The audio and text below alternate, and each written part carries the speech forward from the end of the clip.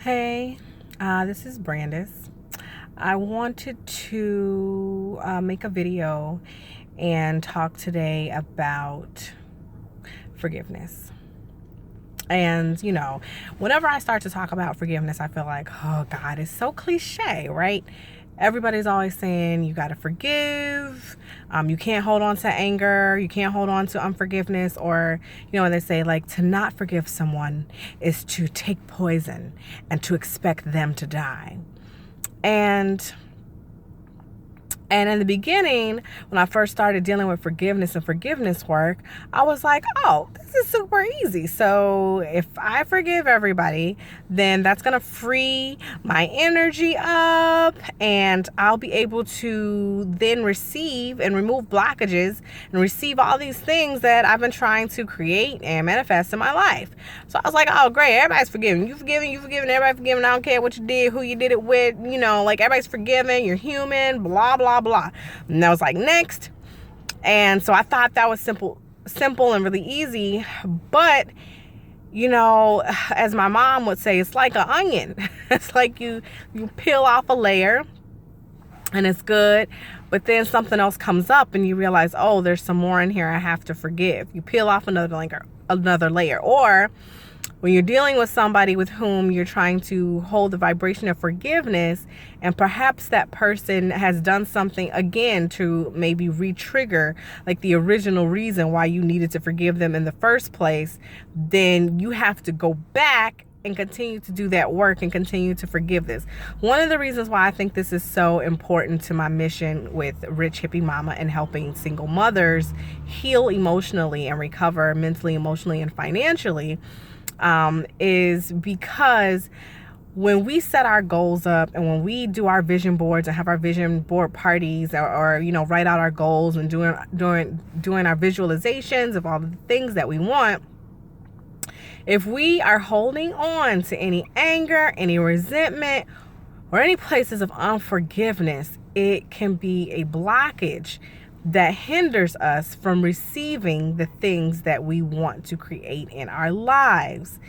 And I feel like sometimes for single mothers, it's easy for everybody, but I feel like on the level of where single mothers are concerned, it's easy to fall into this trap where you've healed this wound, and then especially with regards to perhaps the father of your child, or your fathers of your children, where you have like a really bad day maybe, and you've worked really hard and it was snowing and it was cold and someone's sick or someone threw up or something happened at school and you weren't able to get there on time, and or whatever, all the things that come up that you have to deal with by yourself.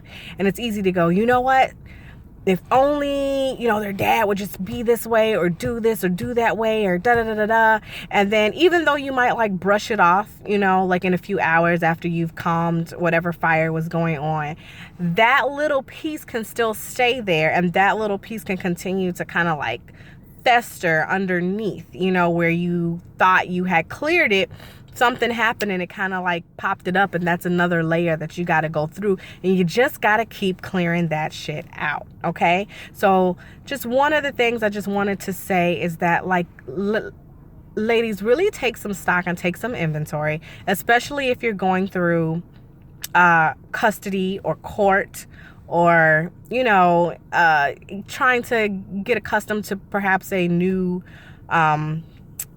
having a new significant other on their end that you have to now communicate with and deal with your kids with, and maybe you guys aren't seeing eye to eye on things, and things are happening as the kids go back and forth to one house to the other house.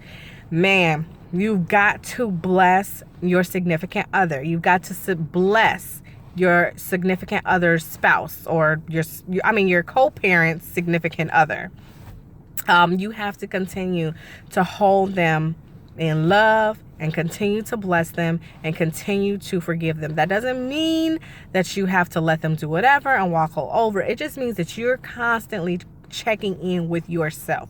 What am I doing that's allowing this kind of vibration into my life? One, and two,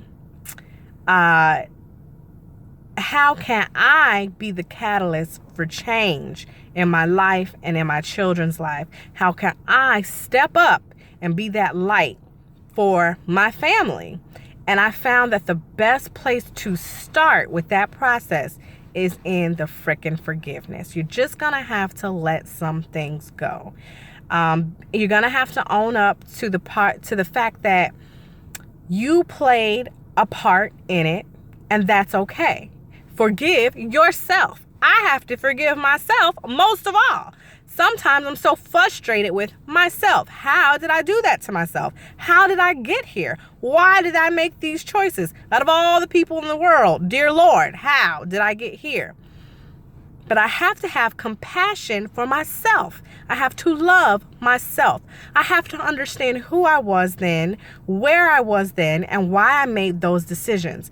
And then, after I've done that, I have to forgive those other people. I have to forgive their father. I have to have compassion for anyone who may have been involved in whatever, went on between us. For people who I may have thought didn't treat me kindly or weren't pro team my family the way we were trying to have it, because everybody might not have been pro team your family. You know what I'm saying? Depending on your situation.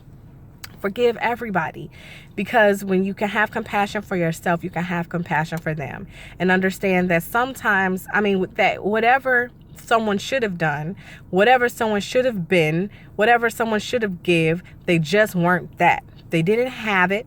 They didn't understand it. They did not know how to give that or be that to you, because they don't know how to give that or be that to themselves. So you can't expect that of them. It's completely unfair of you to hold them to that standard. Now, that does not mean that you have to lower your standard. It just means that you can forgive. You can let it go.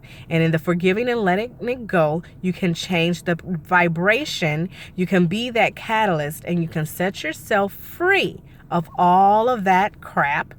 And now focus on bringing in new energy, new life, new love, new prosperity into your life. So if you don't have a forgiveness practice or a love practice, a simple one you can do, and I've got this from the technique called Ho'oponopono. I'll go more in depth into it, but simply, all you have to do is go within you, find whatever that is that's irritating you or bothering you. You don't even have to focus on the person. You could say this as a mantra to yourself. You could say this as a mantra to whatever higher power you believe in, just a connection between them. You just say, I love you. Please forgive me. I apologize. Thank you. Over and over and over again. I love you. Please forgive me. I apologize. Thank you. I love you. Please forgive me. I apologize. Thank you. I love you. Please forgive me. I apologize. Thank you. I'll go more into Ho'oponopono on another video and why it's very powerful in changing vibrations, frequencies, and healing relationships and hurts between two people where the other person doesn't even have to do anything. Okay, you can heal these things all from within your own power. But for right now, when you're feeling that way, all you have to do is repeat that mantra to yourself. You can even repeat it in anger. Like sometimes I'll be like, oh, I love you, please forgive me. I love you, please forgive me. I apologize. Thank you. I love you, forgive me. I love you, please forgive me. And if I just keep doing it, eventually I'll notice that energy shift and change. And, I'm like, I don't even care about this anymore. I don't even think about it anymore. So in the process of kind of like changing our minds and changing the programming that we have going on here that might automatically flick us onto anger or whatever it is our wound is, anger, fear, abandonment, lack of love, trust issues. One mantra that you can just hold on to as a step in reprogramming how you respond to things and how you hold on to or release negativity, feelings, and emotions is you can just train your brain to say, I love you, please forgive me, I apologize, and thank you. All right. I hope this has been helpful. I hope this will help you. If you're familiar with Ho'oponopono, stay tuned for the next video. Leave some comments below. And love, peace, and light on these hoes. All right. Love you. Bye-bye.